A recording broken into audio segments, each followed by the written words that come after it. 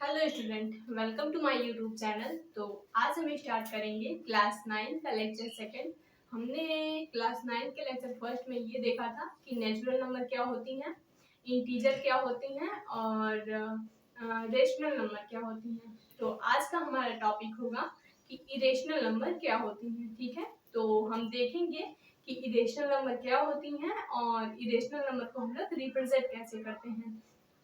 तो सबसे पहले हम ये देखेंगे, आज का हमारा टॉपिक है irrational number. Irrational irrational number हम ये देखेंगे कि इरेशनल नंबर क्या होती हैं और हम उन्हें कैसे रिप्रेजेंट करते हैं। तो इरेशनल नंबर हम उन नंबर को बोलेंगे कि जो नंबर्स जिन नंबर्स को हम लोग p अपॉन क्यू के फॉर्म में नहीं लिख पाए, उन नंबर्स को हम लोग इरेशनल नंबर बोलते हैं। जैसे रेशनल नंबर को मैंने आप लोगों को बताया कि जिन नंबर को हम लोग p अपॉन क्यू के फॉर्म में लिखते हैं और p और q is a integer and q not equal to 0, तो ये जो था हमारा रेशनल नंबर था। लेकिन इरेशनल नंबर उसका अपोजिट होता है कि जिन नंबर्स को हम लोग p अपॉन क्यू के फॉर्म में नहीं लिख पाए, वो नंबर्स हमारे इरेशनल नंबर्स होते हैं। जैसे इरेशनल नंबर हमारे होंगे √2, √3, √5, ये सब जो नंबर्स हैं ये इरेशनल नंबर्स हैं। इन्हें हम p अपॉन क्यू के रूप में नहीं लिख सकते। ये जो √2 है, इसका स्क्वायर रूट जो है वो बाहर नहीं आ सकेगा, इसलिए ये इंटीजर नहीं होगा और इसे हम लोग p अपॉन क्यू के रूप में नहीं लिख सकते। इसलिए ये जो नंबर्स हैं ये इरेशनल नंबर्स हैं। अब इरेशनल नंबर्स हमने देखा कि जिन नंबर्स को हम लोग p अपॉन क्यू के फॉर्म में नहीं लिख पाते हैं, उन नंबर्स को हम लोग इरेशनल नंबर्स बोलते हैं। ठीक है, इरेशनल नंबर हमारे हो गए √2, √3, √5 जैसे और भी हैं। तो इन नंबर्स को हम लोग इरेशनल नंबर बोलते हैं।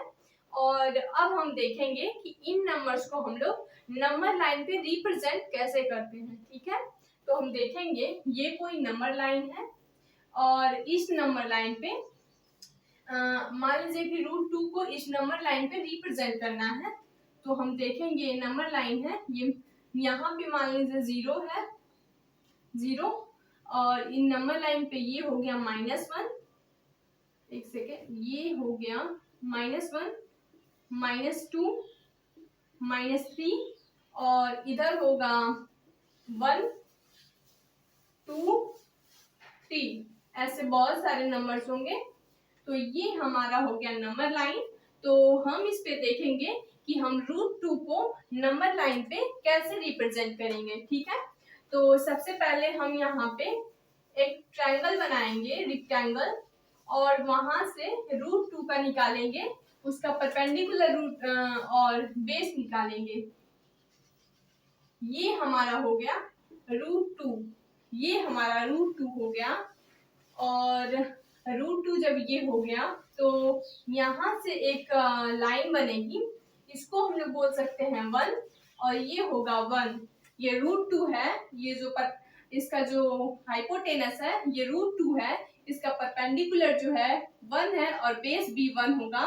तो इसलिए ये जो √2 है, इसको जो हम लोग रिप्रेजेंट करेंगे तो इसको लाएंगे हम लोग, ये √2 यहाँ पे आएगा, यहाँ पे कोई पॉइंट लेंगे P, ये √2 यहाँ पे आएगा।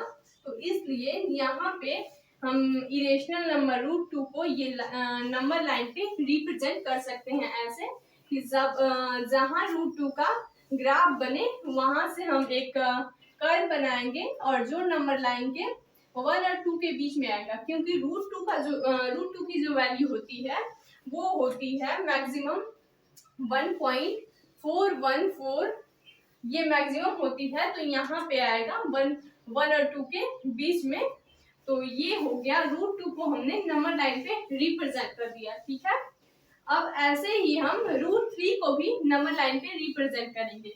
जैसे मान लीजिए कि ये कोई नंबर लाइन है, यहाँ पे -3, -2, -1, 0, 1, 2, 3। ठीक है, और यहाँ पे हम बनाएंगे वही ग्राफ जो बनाया था √2 का, यहाँ पे बनाएंगे √2 का ग्राफ बनाएंगे।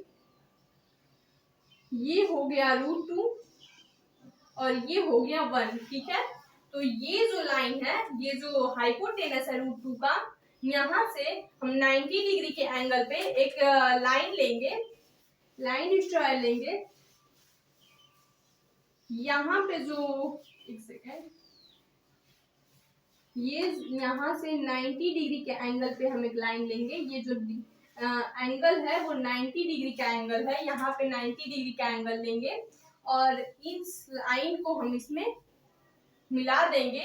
तो ये जो होगा √3 इसका हाइपोटेनस होगा और ये √1 ये 1। तो यहाँ पे हम देखेंगे, यहाँ पे कोई पॉइंट O है और O यहाँ पे लिए हैं, इसलिए यहाँ पे कोई पॉइंट हम P लेंगे और यहाँ पे Q। तो हम देखेंगे कि जो PQ का स्क्वायर है OQ के प्लस OQ का स्क्वायर जो है OP के स्क्वायर के बराबर है। यहाँ पे हम देखेंगे कि जो OP का स्क्वायर है वो बराबर है PQ के स्क्वायर के प्लस OQ के स्क्वायर के। यहाँ पे हम देखेंगे कि जो √3 का स्क्वायर है वो बराबर है PQ का स्क्वायर क्या है 1 का स्क्वायर और OQ जो है √2 का स्क्वायर। ये स्क्वायर जो है इन दोनों स्क्वायर के प्लस के बराबर है। तो इसलिए यहाँ से जो कर्व बनेगा √3 की जो वैल्यू होती है मैक्सिमम वो आती है 1.732। तो इसलिए जो यहाँ से जो कर्व बनेगा P से वो आएगा यहाँ पे, ठीक है। ये पॉइंट कोई M है, ये कोई पॉइंट M है, 1 और 2 के बीच में यहाँ पे आया है। यहाँ से P से कोई कर्व बना वो M पॉइंट पे आया। तो यही जो है यहीं पे हमारा √3 होगा, क्योंकि √3 की जो मैक्सिमम वैल्यू होती है वो होती है 1.732।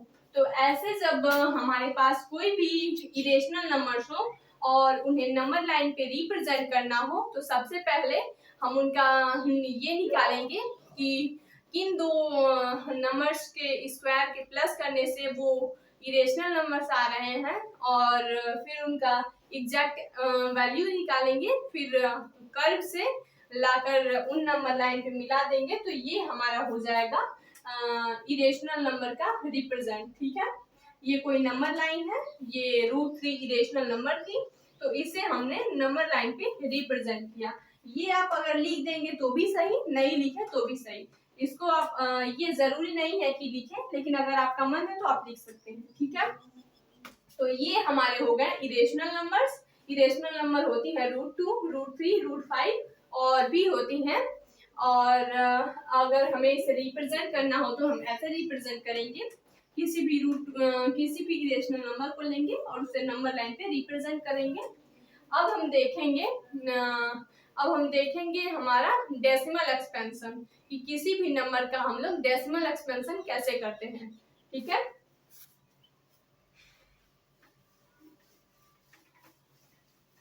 अब हम डेसिमल एक्सपेंशन देखेंगे कि किसी भी नंबर का हम लोग डेसिमल एक्सपेंशन कैसे करते हैं।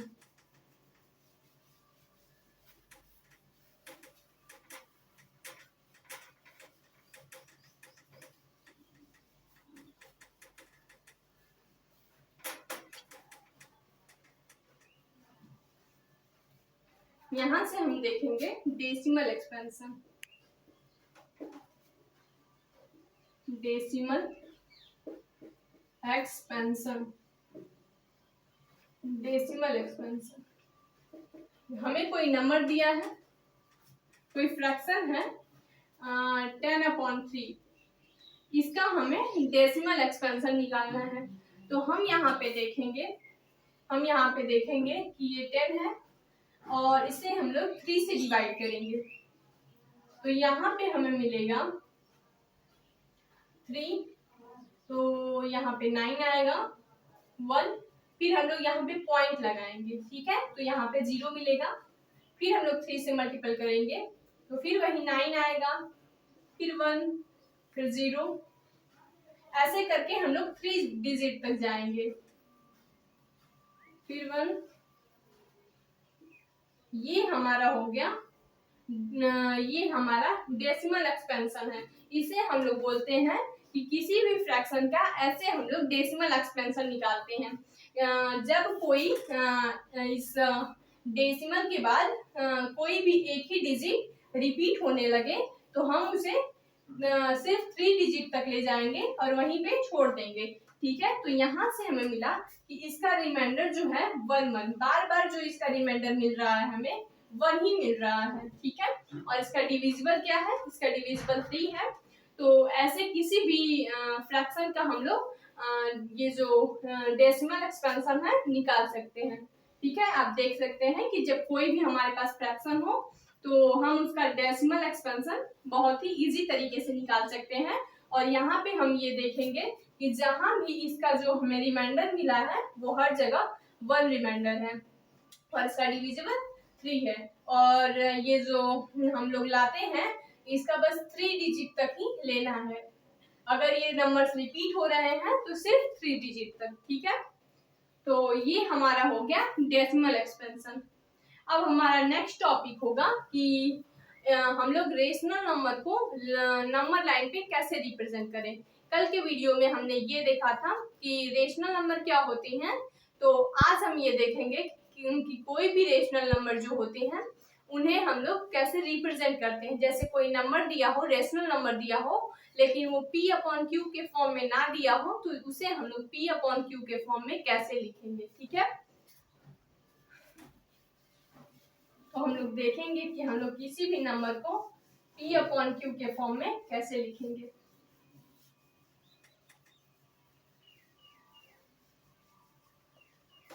मान लीजिए कोई नंबर दिया है हमें 1.334667, ये कोई नंबर दिया है और इसे हमें P/Q के रूप में लिखना है। ठीक है, तो ये हमारे पास पॉइंट है, तो हम इस पॉइंट को अगर हटाना है हमें, तो देखिए कोई भी ऐसे जो नंबर दिए होंगे इसे हमें P/Q के फॉर्म में रिप्रेजेंट करना है।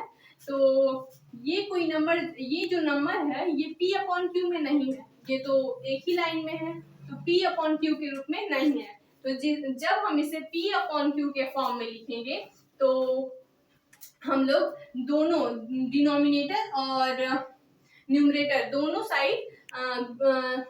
साइड हम लोग 1 2 3 4 5 जीरो की गुणा करेंगे। यहाँ पे देखेंगे कि 1.334667 इसका जो डेसिमल हटाना है इसके लिए हम लोग गुणा करेंगे दोनों न्यूमरेटर और डिनोमिनेटर दोनों साइड। ठीक है, तो जितने भी नंबर पे डेसिमल है उतने जीरो लगाना पड़ेगा, एक के आगे उतना जीरो लगाना पड़ेगा। ठीक है, तो यहाँ पे हम देखेंगे कि यहाँ पे जो डेसिमल के बाद जो नंबर है वो 5 नंबर है, तो एक के बाद जो हम लोग इसमें जो मल्टीपल कर रहे हैं एक के बाद 5 जीरो की मल्टीपल करेंगे तो इसका जो डेसिमल है वो हट के P/Q के फॉर्म में ये हो जाएगा। ठीक है, तो हम देखेंगे कि ये जब इससे मल्टीपल होगा, मल्टीप्लाई जब इसका होगा तो ये आएगा 1334667 अपॉन में 10000। अब ये जो है ये P/Q के फॉर्म में है, जहां P की वैल्यू ये होगी और Q की वैल्यू ये हो जाएगी। तो जो ये नंबर दिया था उसे हम लोग P/Q के रूप में बहुत ही इजी तरीके से लिख सकते हैं। जितने भी नंबर के बाद डेसिमल लगा हो उतने जीरो का हम लोग गुणा करवा देंगे तो यहाँ से हमें P/Q के फॉर्म में मिल जाएगा। ठीक है, ये P/Q के फॉर्म में मिल जाएगा। तो ऐसे हम लोग और भी एग्जाम्पल देखेंगे कि अगर कोई नंबर इस फॉर्म में हो कि बार बार एक ही नंबर रिपीट हो रहा है, जैसे 1.27272727 ऐसे ये जो नंबर्स हैं वो बार बार रिपीट हो रहे हैं तो इन्हें हम लोग इस प्रकार लिख सकते हैं, इन्हें हम लोग इस तरह लिख सकते हैं कि 1.27 इसका मतलब है कि ये जो नंबर है 27 वो बार बार रिपीट हो रहे हैं। ठीक है, तो जब हम लोग इसे P/Q के फॉर्मेट में लिखेंगे तो हम लोग क्या करेंगे कि ये जो फॉर्म है ये जो फॉर्म है इसे ही हम लोग x मान लेंगे। ठीक है, लेट हम लोग मान लेंगे कि लेट x इक्वल 1.27, ये 27 के ऊपर लाइन, तो इसका मतलब कि ये जो नंबर्स हैं वो बार बार रिपीट हो रहे हैं, तो इन्हें हमने x मान लिया। ठीक है, तो यहाँ पे हम दोनों साइड 100 की मल्टीप्लाई करेंगे, तो यहाँ पे हमें मिलेगा 100x और यहाँ पे हमें मिलेगा 127 इंटू 2727, क्योंकि ये जो 27 है वो बार बार रिपीट हो रहा है, तो इसे हम लोग लिख सकते हैं 2727 डॉट डॉट डॉट, ये आगे भी 27 आ सकता है। ठीक है, तो हम यहाँ पे देखेंगे कि ये जो 100x है, 100x वो बराबर है, इसे हम लोग इस फॉर्मेट में भी लिख सकते हैं 126 प्लस 1.27 1.2727 डॉट डॉट डॉट, इस फॉर्मेट में भी हम इसे लिख सकते हैं कि जब हम 126 को 1.2727 में ऐड करेंगे तो रिजल्ट हमारा इतना ही आएगा 127.2727 डॉट डॉट डॉट। ठीक है, तो यहाँ से हमें मिला कि 100x जो है इक्वल है 126 प्लस 1.2727। तो यहाँ पे हम देखेंगे कि ये इसकी जो वैल्यू है हमने माना है कि वो जो है x के बराबर है, ये जो वैल्यू है ये पूरी x के बराबर है। तो यहाँ पे हम देखेंगे कि 100x इक्वल 126 प्लस x, तो ये जो x है इस साइड आएगा, तो हमें मिलेगा 99x इक्वल 126, तो x की वैल्यू हमें मिलेगी 126 अपॉन में 99, तो यही जो हुआ, यही ये जो 126 अपॉन में 99 है, यही p अपॉन q के फॉर्मेट में हो गया। तो यहाँ पे हम लिख सकते हैं कि 126 upon 99 equal p upon q, where p and q is a integer. तो ये जो हमारे नंबर्स हैं इन्हें हम लोग p अपॉन q के रूप में लिख सकते हैं। जब कोई क्वेश्चन हमें इस टाइप का दे कि एक ही नंबर बार बार रिपीट हो रहे हो, तो इसे हम लोग ये नहीं पता है हमें कि ये नंबर कहाँ तक जाएंगे, ये इनफाइनाइट टर्म तक जाएंगे, क्योंकि यहाँ पे हम लोग डॉट डॉट लगाए हैं, ये इनफाइनाइट टर्म तक जा रहे हैं, बार बार रिपीट हो रहे हैं 2727, और रिपीट होते होते वो इनफाइनाइट टर्म तक जा रहे हैं, तो इसलिए हम इस टर्म को ही x मान लेंगे और फिर ऐसे देखेंगे कि x की वैल्यू जो निकलेगी वही हमारा p अपॉन q के फॉर्मेट में हो जाएगा। ठीक है, तो ऐसे हम और भी एग्जांपल्स देख सकते हैं। जैसे आप लोगों को एग्जाम में ऐसे क्वेश्चन आ सकते हैं कि जब कोई नंबर दिया हो और उसे p अपॉन q के फॉर्मेट में लिखने के लिए बोले। ठीक है, जब भी आप लोगों के इस प्रकार की साइन दिखे तो आप लोग समझ जाइएगा कि ये जो दो नंबर्स हैं वो बार बार रिपीट हो रहे हैं, इसके आगे अभी और भी नंबर है। जैसे ऐसे नंबर्स अगर आप लोगों के सामने आए तो आप लोग लिख सकते हैं 1.272727 डॉट डॉट डॉट, मतलब कि ये जो नंबर्स है वो बार बार रिपीट हो रहे हैं।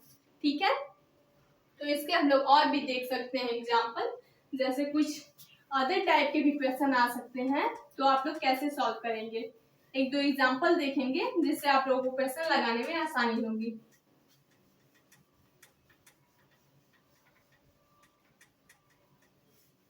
ठीक है, तो हम लोग देखेंगे यहाँ पे कुछ क्वेश्चन। ये हमारा सेकंड क्वेश्चन देख लेंगे। सेकंड क्वेश्चन कि जब हमारे पास कोई सेकंड नंबर दिया हो, जैसे 2.35, ये जो नंबर है 35, वो नंबर बार बार रिपीट हो रहे हैं। ठीक है, तो इसे हमें p अपॉन q के फॉर्म में लिखना है। तो सबसे पहले इसे हम लोग मान लेंगे कि ये x के इक्वल है, तो लेट x इक्वल 2.35।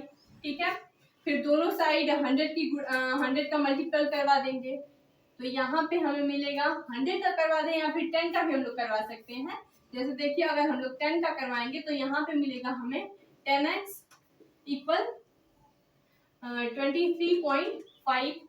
ठीक है, तो 23.5 5 नहीं, ऐसे हमें प्रॉब्लम होगी क्योंकि ये जो 2 डिजिट है ये बार बार रिपीट हो रहे हैं, इसलिए हमें 100 की ही मल्टीप्लाई करवानी होगी, क्योंकि हम ये देख कर मल्टीप्लाई करवाएंगे कि यहाँ पे जो 2 नंबर रिपीट हो रहे हैं बार बार या 1 नंबर रिपीट हो रहे हैं। अगर 1 नंबर रिपीट होते तो हम लोग 10 का करवा सकते थे, लेकिन अगर 2 नंबर बार बार रिपीट हो रहे हैं तो हमें 100 का करवाना पड़ेगा। ठीक है, अगर 3 नंबर बार बार रिपीट हो रहे हैं तो 1000। ठीक है, तो यहाँ पे देखेंगे कि 2 नंबर बार बार रिपीट हो रहे हैं तो यहाँ पे हम लोग 100 का मल्टीप्लाई करेंगे दोनों साइड। ठीक है, तो यहाँ पे हम करेंगे 100x इक्वल, यहाँ पे हमें मिलेगा 235 इंटू 35, ये 35 अभी बार बार रिपीट होगा। ठीक है, तो यहाँ पे हम देखेंगे 100x, फिर हम देखेंगे कि इन्हें 2 पार्ट में, ऐसे 2 पार्ट में तोड़ें कि फिर जो ये वैल्यू हमें मिले 2.35। ठीक है, तो यहाँ पे हम देखेंगे कि इसे हम लोग लिख सकते हैं 231, यहाँ पे हम लोग क्या लिख सकते हैं 233, यहाँ पे हम लोग लिखेंगे 233 प्लस 2.35। ठीक है, जब हम इसे ऐड करेंगे तो फिर हमें इतना ही मिलेगा रिजल्ट, क्योंकि ये 2 जो है इस 3 में जब ऐड होगा तो हो जाएगा 235 इंटू 35। ठीक है, तो जब हम इसे ऐड करेंगे तो रिजल्ट फिर इतना ही मिलेगा। ठीक है, और यहाँ पे हमने देखा कि जो हमने माना है कि 2.35 जो है वो x के इक्वल है, तो यहाँ पे हम लोग x रखेंगे, तो यहाँ पे हमें मिलेगा 100x इक्वल 233 प्लस x। ठीक है, तो ये जब x इस साइड आएगा तो माइनस हो जाएगा और हमें मिलेगा 99x इक्वल 233, तो x इक्वल मिलेगा हमें 233 अपॉन में 99, और यही जो है p अपॉन q के रूप में हमने प्रूव कर दिया कि यही जो है p अपॉन q के रूप में लिख सकते हैं। ऐसे हम लोग p अपॉन q के रूप में लिख सकते हैं, जहाँ p और q क्या है, इंटीजर है। 233 और 99 जो है इंटीजर है। ठीक है, तो ये आप नोट कर सकते हैं, क्योंकि ऐसे क्वेश्चन कभी कभी एग्जाम में पूछ देते हैं कि इनको हम लोग रेशनल नंबर में p अपॉन q के फॉर्म में कैसे लिखेंगे। ठीक है, तो ये हमारा इस लेक्चर का लास्ट टॉपिक था कि हम किसी रेशनल नंबर को कैसे p अपॉन q के फॉर्म में लिखेंगे। ठीक है, तो अब हमारा अगला टॉपिक होगा, इस लेक्चर के अगला टॉपिक होगा कि जो हमारे रियल नंबर क्या होते हैं और रियल नंबर को हम लोग नंबर लाइन पे कैसे रिप्रेजेंट करते हैं, तो ये हम लोग अगले लेक्चर में देखेंगे। इस लेक्चर का ये लास्ट टॉपिक था। जैसे इस लेक्चर में आप लोगों को कोई भी डाउट हो तो आप लोग कमेंट करें, जिससे मैं आप लोगों के डाउट को क्लियर कर सकूं। ठीक है।